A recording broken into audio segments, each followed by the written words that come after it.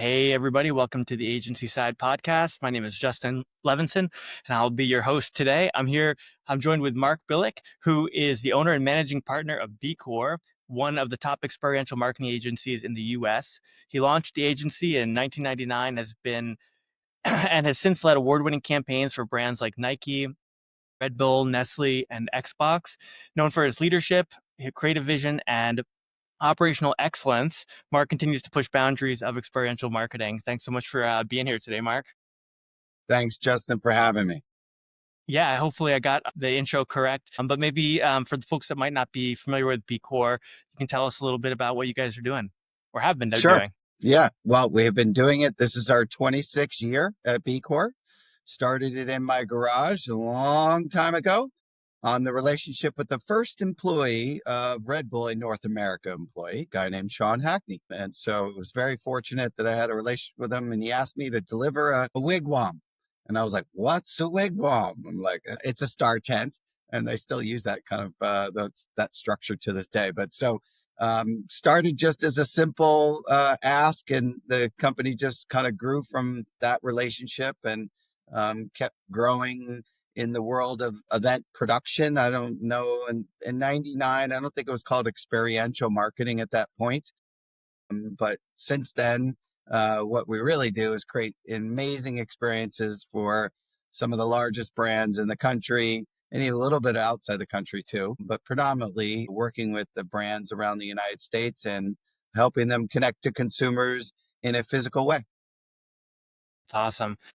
And how did you, I guess, like before you started the business, what was sort of your plan? Like when you were in college, did you see it going this way, or did you have other plans? No, I was in the hospitality space, which is very similar to event marketing. Or experiential. I was at a restaurant called Compadres, and I was putting myself through the University of Hawaii, my college that I chose to go to. Growing up in Hawaii on Maui, it was kind of a layup. So I went to UH and put myself through college by working in the restaurant business, and really enjoyed being at service of people, especially around food serving and that kind of environmental experience in the restaurant business. So when I was about 2 years out of college, I got an opportunity to take a job at Cheesecake Factory in Marina Del Rey. And that was the second location of Cheesecake Factory. And it was a very, very busy environment. And what a great restaurant to move to, because the systems and the guest experience that Cheesecake provides is exceptional, and still to this day is pretty much one of the best restaurant experiences that you could have. It's very consistent across wherever you go, whether you're in Buckhead or whether you're in Florida or Los Angeles. Your experience is exactly identical, from the food to the front desk to just your enjoyment of the environment itself. So I learned a lot from there, and it really helped me in my career. And really, a lot of some of the principles that Cheesecake was built on, I've adapted to BeCore. And in doing so, when I was working at Cheesecake, kind of at the tail end of my career, I was like antsy about doing some events. So I started this golf tournament with Meals on Wheels that Cheesecake still supports to this day, and doing some internal events for the teams and things like that. And, in the process of that, how I actually got my career started was I produced a inline skate tour. Came up with an idea back in 1993, tell you the truth, and to produce this particular tour, created it into an international property, and then sold it. And in doing so, realized that, event marketing and experiential marketing was really for me. It combined hospitality, operations, logistics, guest service, being at service, and then the creative side, which I actually didn't know I even really had. But I'm fairly creative in coming up with, besides just solutions, but creative ideas around brands and what they should do to connect authentically to their consumers that they're after. It's kind of how That's it started, brilliant. and then it just rolled. And then it rolled into Red Bull. Red Bull came to North America, asked me to help them. And after Red Bull, Microsoft was launching a product called Microsoft Zune, which was an iPod competitor. Not many people know about it. It only lasted about 3-4 years. Microsoft's not great with hardware. They're great with software, and Xbox is kind of an exception for them.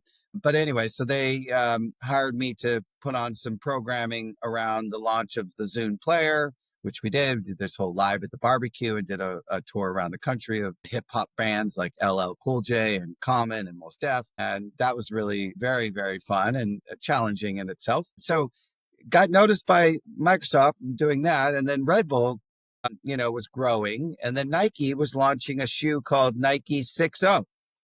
I don't know if you remember that shoe, but the 6.0 was kind of to signify the 6 different action sports that they were supporting: freestyle motorcycle, surfing, skateboard, BMX, snowboarding, and wakeboarding. And most people don't even know that why it was called 6.0, but that was their foyer into kind of action sports or edge sports, and they were supporting it by producing the shoe. And then they hired me to do all kinds of things like the Do Tour and the US Open of surfing and all kinds of different experiences that we created. We did an Olympic activation in Vancouver at the top of Mount Seymour. And yeah, it just started growing from there and got noticed even more. And now those relationships are still intact. And actually, Nike and Red Bull are still my 2 biggest clients to this day. And Wow. we're having lots of fun. In fact, this week we're producing the Nike night market and strike night. As long as the riots calm down,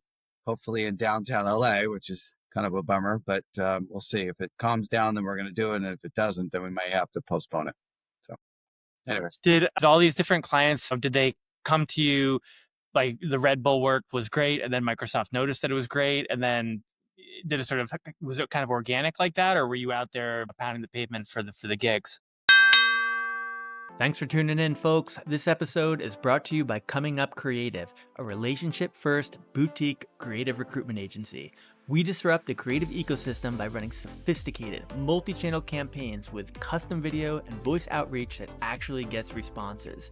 We actively market the agencies and brands we represent to help them stand out to today's industry's top talent, all backed by real human connection and AI-powered targeting.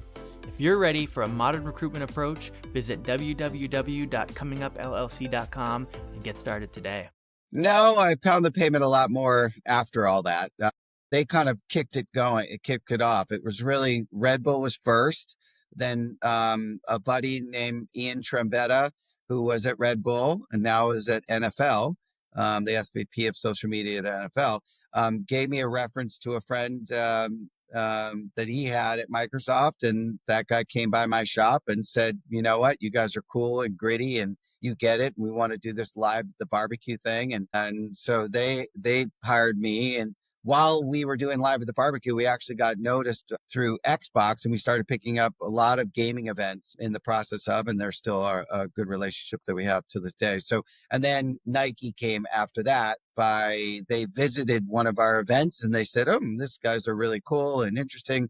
And we're sponsoring, how it started, they were sponsoring the Do Tour at the time. It was in Portland.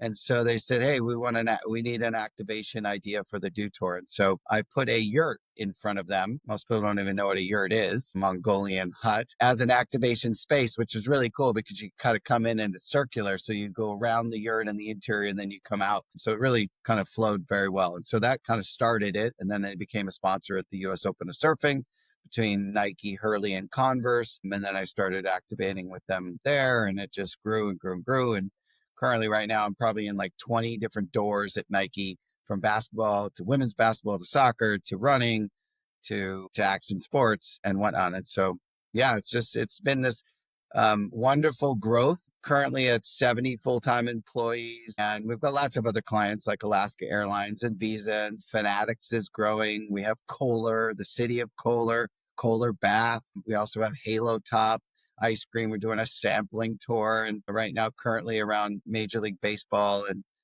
it's just got really lots of fun things that we get to do. We're agency of record for Bay Area Host Committee, doing some Super Bowl activations coming up. We just finished last year's NBA All-Star game with them.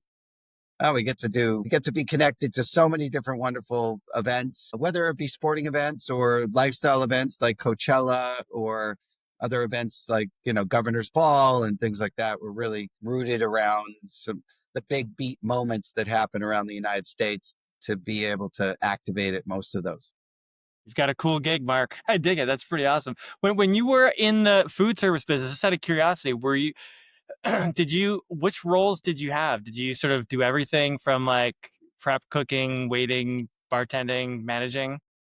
I mean, my history is way back from, when I was 15 on Maui working at Makawao Steakhouse, and I was a dishwasher to busboy to server. Then when I stayed in the restaurant business, but then when I moved to the mainland and took a job at Cheesecake, I came in as a manager and then worked my way up to assistant GM. And then I was the training manager. So I was engaging all the new managers and training them around. And it takes 4 months to actually get onto the floor at Cheesecake. So it's very in depth, and you work in every station, in the kitchen to the bakery. Got to be able to make a whipped cream dollop on top of that cheesecake perfectly.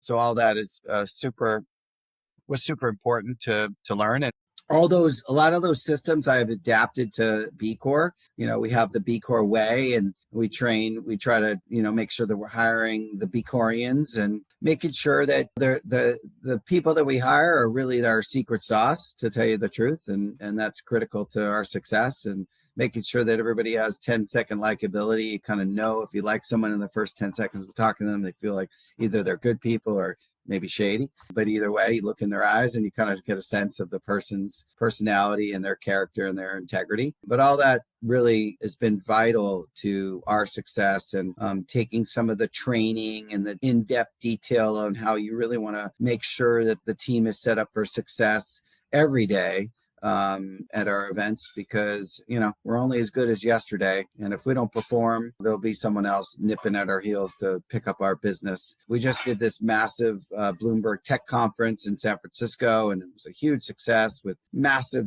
50-foot TV screens and all kinds of technology discussions and things like that. And that's not usually kind of our in our wheelhouse. But we've really expanded. We have a technical producer on staff, and so just what we can do for people has just grown. From mobile tours to pop-up events to one-off moments to activating at big beat moments or trade shows, or an experience is not just to consumers. If you're B2B is just as important as B2C is B2E, to your internal employees. We do lots of activations for Alaska Airlines, integrating. They just purchased a Hawaiian Airlines, so integrating the two teams together in an experiential way is super important, and really, bodes well for our industry, because, you can't AI or chat GPT an event.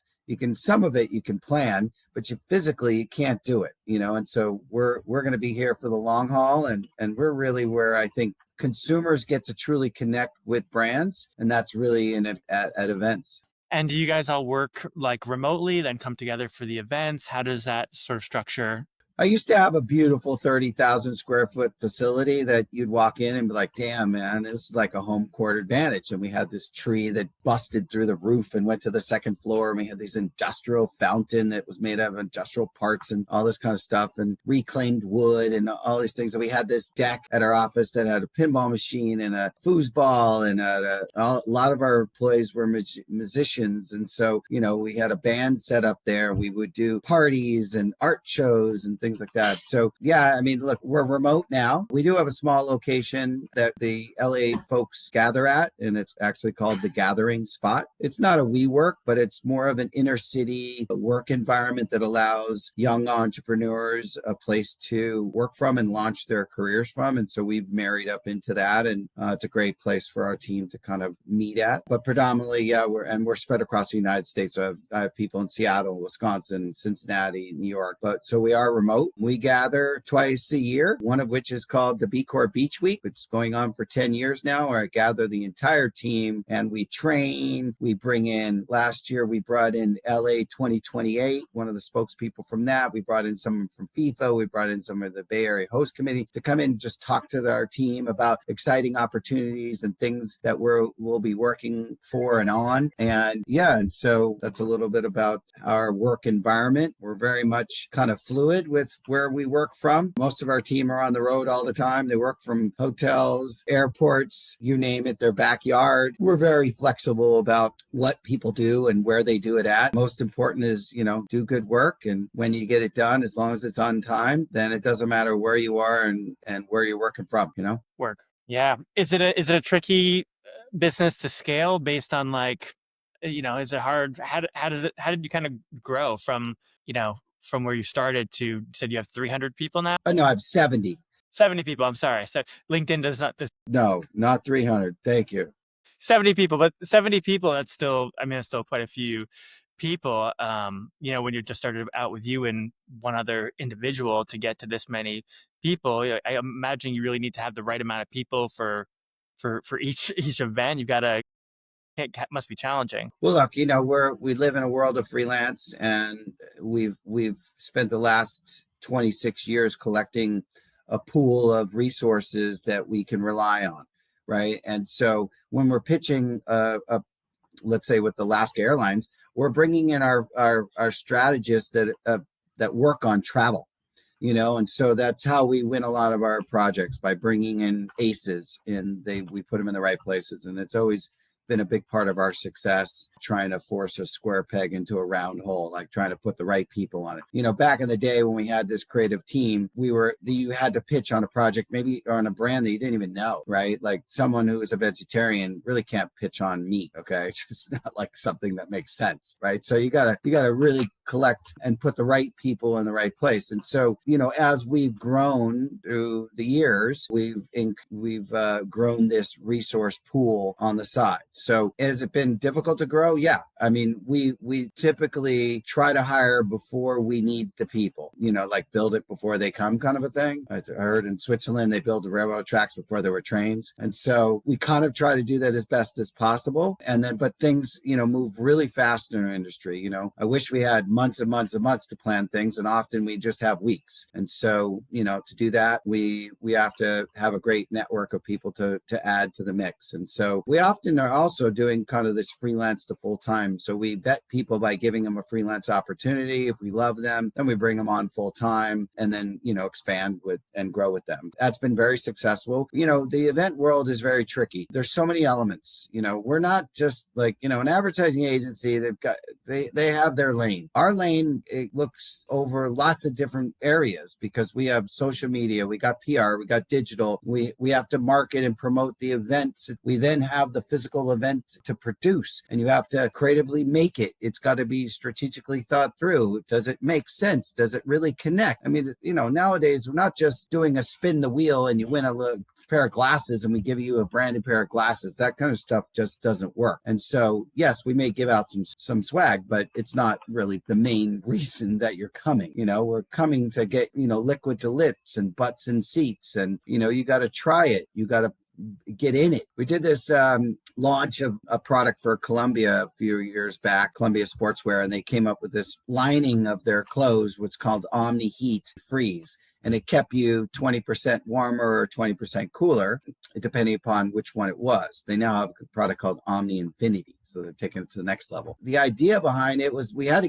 you get people to try an Omni Heat product when it's the middle of summer, right? So we created this sleeve, and we would mist people with water. We also created this freezer, this karaoke freezer that people got inside. In the middle of the summer, they'd put on a jacket, they'd get in this freezer, and they'd be singing Hot, Hot, Hot, or whatever song, and we record it, we send it to them. It was a really cute idea. Being able to crack that code for each particular client is very difficult. It takes an army to really do it right. And so we've expanded our team we've got client services, we've got production, we've got strategy, we've got creative, we've got design, we have a finance team. So all that adds up to 70 full-time employees, all hopefully humming and working together and creating great music, building a fun, productive environment, because we've got a lot to do.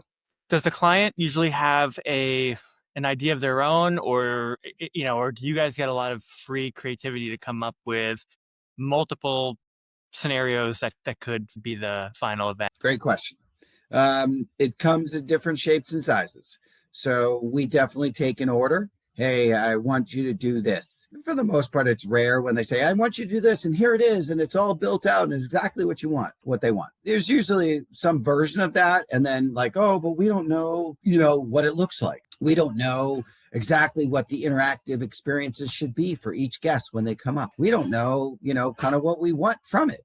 What are the results we want from this thing that we just created that we have to do? We have the 100-year anniversary of QP Mayo. I don't know if you know the brand. And, we're doing an activation for them, and we're doing a pop-up experience in Grand Central Station, which is down below. And we're doing a takeover of this little space and celebrating the 100-year anniversary. And it's very cute. So everybody in this world wants different things for their brand. And so being able to come up with everybody's individual solution is not easy. And we're not a rinse and repeat company. We don't just like, oh, we did this over there, so why don't we just take that and do it for you, brand B over here. It could work technically, but in theory, it doesn't work for us. We want to be unique with everybody as much as humanly possible. We pride ourselves in really doing a deep dive into the brands, their brand guidelines, what they want, their KPIs, and what's successful in the industry that they're in, what isn't successful. All those factors are really important with kicking out a great idea. It's going to work. Yeah. Do you have a favorite, like one that you're most proud of in your career? Oh my God. I have 12 Guinness Book of World Records that we've produced for our clients over the years. Yeah, really? Some of which are still intact and some are not, from the world's largest cheese carving for the melt on a National Hamburger Day, or, we carved a hamburger and put it up at Hollywood and Highland. It was quite challenging. Or the world's largest paper airplane that we produced for Pima Air and Space Museum in Pima, Arizona, the third largest aeronautical museum in the United States. They wanted to get more people into the museum and care about aeronautical travel, which most people don't, but you go to a flying museum, you're like, God, this is fascinating. I'll spend hours there looking at the planes, right? I mean, and so you would. If you went to the Smithsonian, I still think that the flying one is probably the most interesting one. That's, we produced the Red Bull Stratus event, which had 3 world records on it. I don't know if you know the Red Bull Stratus, where the guy Felix jumped from outer space, right, in the pod. So we produced that event. That's at the Smithsonian. We've got the world's largest shower. We've got the most kids cooking rice in a public library for Uncle Ben. So they come up and they're really cute, and they don't all have to be world records. They're all very challenging. We produced a skate park on a barge for Go Skate Day for Nike and cruised it around Manhattan and the Hudson, and that was really challenging. There was no record to be achieved on that one, except for how many hours we worked in 6 weeks to pull that one off. Yeah, a lot of fun work, a lot of interesting solutions for people, which we try to, as I said, try to change as much as we can and not rinse and repeat great ideas. Do you look for people who are pretty nimble and who can call an audible in a last minute? I imagine there's times in this line of business where something unpredictable happens and you've got to make some real decisions. That's like every day. You work at BeCore, you got to be like a chameleon. You got to be adaptable to the situation. I'll give you an example. Tomorrow or Wednesday, we're supposed to be activating a soccer event in downtown at this venue called Rolling Hills. And it's about a mile from where the riots are happening right now related to the ISIS taking people in. And it's a mile as crows fly. So it's difficult. It's a long mile, but it's close. I have a client, rightfully so, is pausing and thinking about how does it reflect on us? We have over 350 people that are working that event. We have to park them. Where are they parking? How do we get them there? What if they take a right turn instead of a left turn and they end up over where the National Guard is? All that is being evaluated today. I don't know if we'll produce the event. So talk about being nimble. We've had that. I mean, we've been involved in lots of wonderful things that we have to be nimble about, whether it's Mother Nature kicking our butt or different things like that, or just adapting to the client's needs and last minute, oh, can we make this green when it was supposed to be red? And that happens all the time. Clients are very indecisive and they're wonderful, but they also want to try to make the event the best they can, and sometimes ideas come late and sometimes brand changes and things like that, and you got to roll with the punches. So rolling with the punches is definitely something that we're used to, and you have to do it with a smile, and you've got to kind of say, thank you, ma'am, may I have another? And if you're not that type of person, then you shouldn't be in the event business. And, one of the reasons why we do a lot of freelance to full time is that because you vet people out pretty quickly. I mean, we just pulled off the Bloomberg Tech Conference. This was a wonderful event. The guest experience was off the chart, was flawless, and it was just a difficult build. We had a day and a quarter to build an event that probably needed 3 days. And we did it in a very difficult hotel in San Francisco that had union labor. Okay. When you're dealing with union labor, it's like watching paint dry. It's hard. We've faced lots of things. It's a wonderful industry to be involved with. You get to do things no one else ever gets to do. And I take a lot of pride in the work that we've done.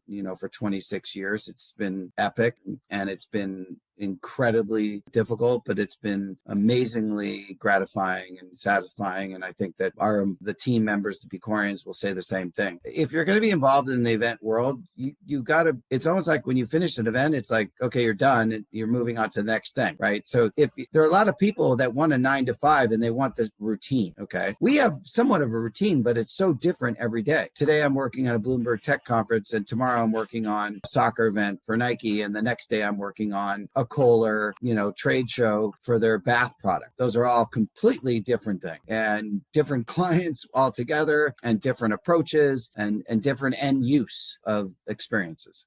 When you were starting out this business, did you kind of see it that it was going to be going to where it is now? Because it's really like experiential marketing is like, I feel like experiential marketing and influencer marketing, these things are just like leading the charge. I do a lot of work in experiential marketing, but I also do a lot of work in theatrical marketing. And that's something there's a lot of challenges in that space, getting people to go to the movie theaters and with the streamers. And it's a roller coaster. Did you think it was going to be this relevant for this long? Look, I didn't even know when I started this, to be honest. I didn't even know where this was going in my life. It was just an opportunity, and I was like, this feels fun and this is exciting. It's so different, and I've never had the same day twice, ever, not even close. Okay. And if you want that in your life, and that was where I was going. If you want 9 to 5, this is not your space. If you want total change every day, and I mean, a lot of times you get a punch in the gut, but you have to be able to handle that. So I think that I had no idea where the space was going to go. I mean, in the beginning, it was called consumer marketing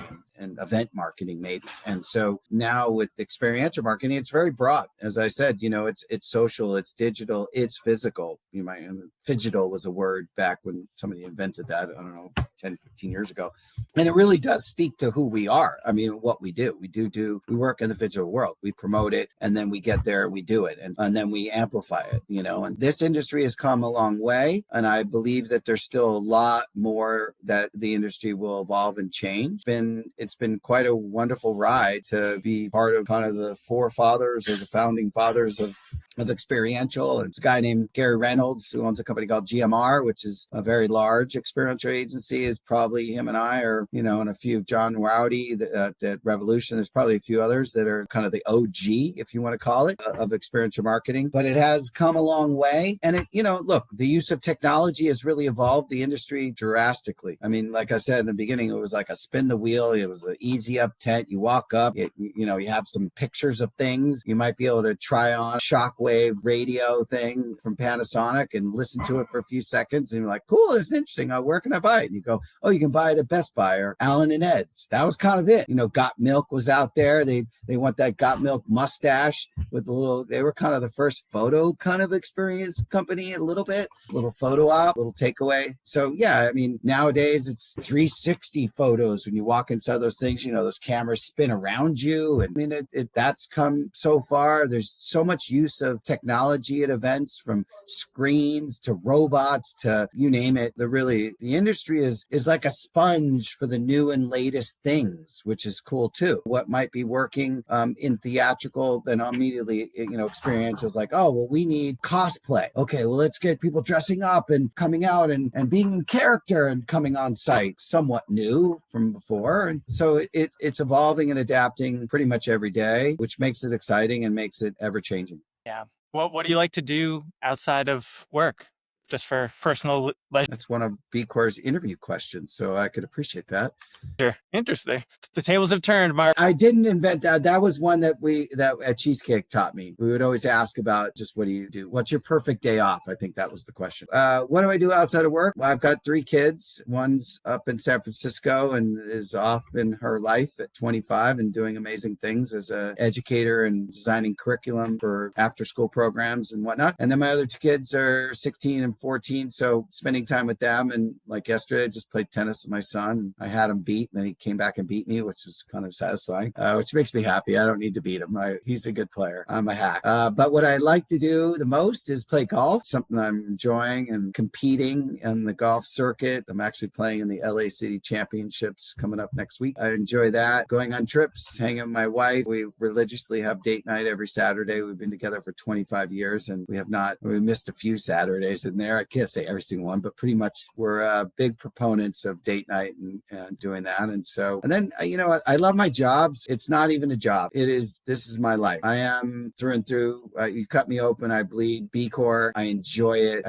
I just love it, man. It's so much fun. It's a tiger's tail that you're trying to catch, and it's impossible to really catch it. But when you finish up events like a Bloomberg Tech Conference or like a Nike night run, and they're just flawless, it's just satisfying, man. It feels so good. And so I work a lot, but don't mind it. I'm going on vacation, but I'm working right through it. I'm going to have a wonderful wife who supports me and doesn't care. I balance my life the way I need to. And so, that's a little bit about Mark after work. I love surfing. I haven't been surfing in a while, but growing up on Maui and in Hawaii my whole life, I'm through and through a surfer to the core, and watching surfing. And when I can get out, when the water's warm, Southern California, the water's not so warm, go down to Punta Mita and surf down there, or trying to get to the Maldives before maybe it goes away. I don't know when it will go away. Hopefully it won't. But I want to get to the Maldives and surf in some beautiful, warm, tropical, incredibly clear water. That sounds really nice.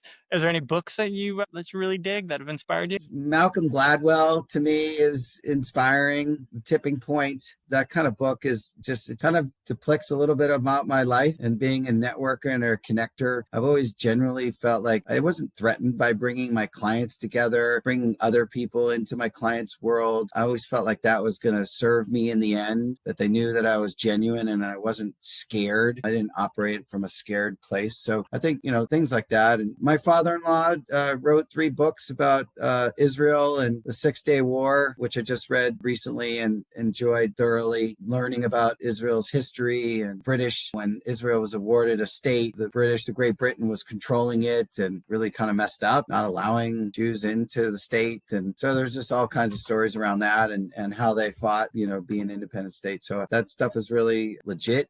It's current. And obviously Israel is going through a lot right now too, currently. So yeah, I'm inspired by those things. And I'm inspired by my wife. She has a great little business. She runs a medical marketing business similar to kind of mine in the event space, but she helps drugs get to market through stage 3 clinical trials and all that stuff. And that's inspiring work. That we do good stuff, but that's important that those drugs get to market and get vetted and tested and all that stuff. So yeah, those are kind of things. Yeah. You guys are a power couple. What kind of advice could maybe you give to folks that are looking to get into experiential marketing? I know we sometimes place experiential producers or different, designers, people that are, and some people we're talking to are just, they're trying to just get into the business and trying to say like, hey, how do I get the attention of Mark? How do I, how do I get into this space? How would you recommend somebody is aspiring to get into this industry? Good question. It's interesting. I've been taking interns on.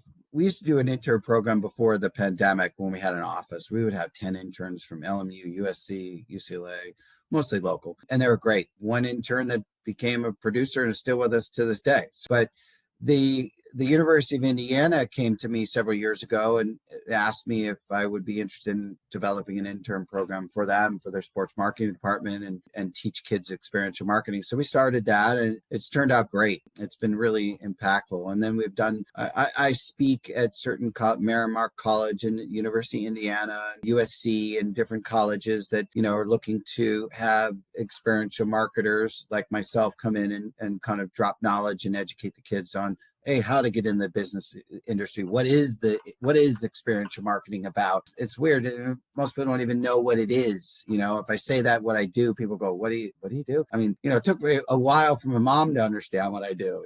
It's not an easy industry to explain. It's not an easy job to understand, and it's not an easy space to get into, to be honest. You might say, oh, I'll go into theatrical and work at a stage, or you could do that. That's part of it. You could work in the restaurant business to get the service end of it and the guest experience end of it. You could work in the advertising world to get the strategy and digital and social marketing end of it, right? And all that gets cobbled together. But where is a place to say, I want to learn experiential marketing? So I've been talking to the University of Indiana about developing curriculum for the school to try to be the first university to offer an experiential marketing degree. That's in the works. And I think they're going to be very aggressive about it. They see the opportunity as well. But to answer your question directly, the best way to get involved is to go to a staffing company that supports experiential marketing agencies like myself. There's one, Ascent or ATN or Encore. All these are kind of event marketing or event staffing company, right? I'd say that's the first place to start, because you got to understand when you get out there, what's it like to work outdoors, to work under these conditions, to sample some soda or this or that. You might not like it, So I'd say first start there, and you make good money. I mean, you $50 an hour and things like that for these shifts, and you make $500-700 a day to work a day, and so it's great money. It's a little inconsistent because they're also trying to find the right person to put into the right product. You just take me and put me towards a female-based product. That doesn't make any sense, right? That you got to pick and choose the jobs, and they put the right people into the right place. So I'd say that is the first place to work. And then the intern thing is a great avenue if you can find an agency that is doing internships. There's groups like Oakview Group and other larger groups that do lots of interns, and you get great opportunities to kind of work in the space itself. And then I think lastly is attend events, look around, poke, ask questions. Find the agencies that are working on the events. I was just in our event at the Grove, the Expotique, the registration portion of the women's night race, and 20,000 women had to come there to get their registration packet. And we had this whole experience on the top of the Grove parking lot where it beats and this wellness area and this like education thing. And we had all these different programming things going on. And there was a guy there, and he just kind of walked up to me, and he was pretty lucky. I have his card right here. This guy, Robert Castano, and he owns his own fab shop. Okay. So he's got a little fab shop in Inland Empire, and it's not very big. It's like 7,000 square feet, and he's got a CNC machine, and he does woodwork and metalwork and things like that. And he just asked me, so who does all the scaffolding setup and all this kind of stuff? And I said, well, we have lots of different partners, from Premier Display to Blue Revolver and all these different companies that do all that stuff. And I said, but I'm always looking for like a smaller guy who can work quick and build me a wall or build me this or set these things up. And so he just reached out, and I said, got his card, and I'll stay in contact and give his information to my production department and, say, hey, there's a resource for you. And so I think attending events is super important to understand. And they look sexy from the outside. Don't get me wrong. When you go to an event, you're like, oh my God, this is great. I would love to be able to put this together. It sounds so simple. Just add water. Well, no, it's definitely far from that, right? There's lots of ways where you can get your tuchus beat down because Mother Nature and the clients and the venue and permits and insurance and you name it. There's lots of hurdles to face. But yeah, I think those few are a good way to start. And then from there, hopefully you get a little bit of skills and you understand a little bit more. And then you can apply for kind of an associate coordinator position or associate producer. That's kind of the lowest level on the hierarchy in the production world. Yeah, cool. Awesome, Mark. Well, thank you so much for your time today and telling us your story. A lot of really exciting golden nuggets that I know our viewers are going to enjoy. So I really appreciate you taking your time today and speaking. Yeah, no, my pleasure. Anytime, Justin. There's, my industry changes, my company's changing and evolving, doing so many wonderful programs. I mean, we have so many great events coming to the United States, coming to Los Angeles. I mean, we've got an all NBA All-Star game. We've got a World Cup. We've got Club World Cup. We got the Olympics coming to Los Angeles. We have another there's Super Bowl coming to LA. So there's a lot of places that you can go see great events. And there's a lot of agencies that are going to be looking for some great people to work on those events that are the biggest in the world and attracting millions and billions of eyeballs. So exciting time for Experiential. And I'm looking forward to the future. With me. Awesome, Mark. So am I. Appreciate it, man. Have a great rest of your day. All right. Take care. Bye, Justin. Yeah. Bye.